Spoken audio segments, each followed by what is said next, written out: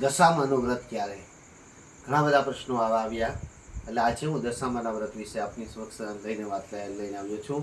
નમસ્કાર મિત્રો, હું જ આચાર્ય ડૉક્ટર અજય પંડ્યા અને સત્યમ જ્યોતિષ કાર્યાલયની અંદર આપનું હાર્દિક સ્વાગત છે.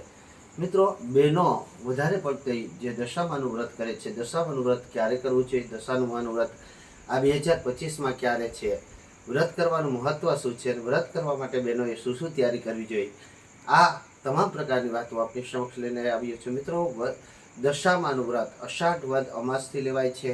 પ્રથમ દિવસે અષાઢ વદ અમાસના દિવસે એટલે કે દિવાસાના દિવસે આ વ્રતની શરૂઆત થાય છે અને ત્યાર પછી શ્રાવણ માસના 9 દિવસ સુધી આ વ્રત કરવામાં આવે છે.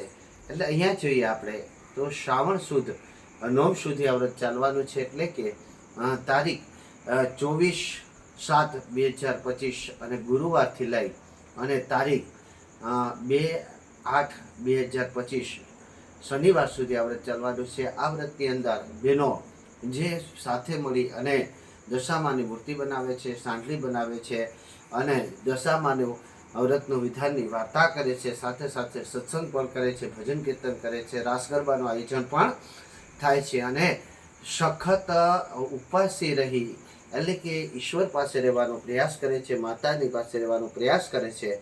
અને આ સમયની અંદર બહેનોની ઈચ્છાઓ વધારે પડતી એવી હોય છે. અને ઘણા લોકો એવા પણ પ્રશ્ન આવ્યા કે શું ભાઈઓ આ વ્રત કરી શકે કે ના કરી શકે? કોઈ પણ વ્યક્તિ આ વ્રત કરી શકે છે.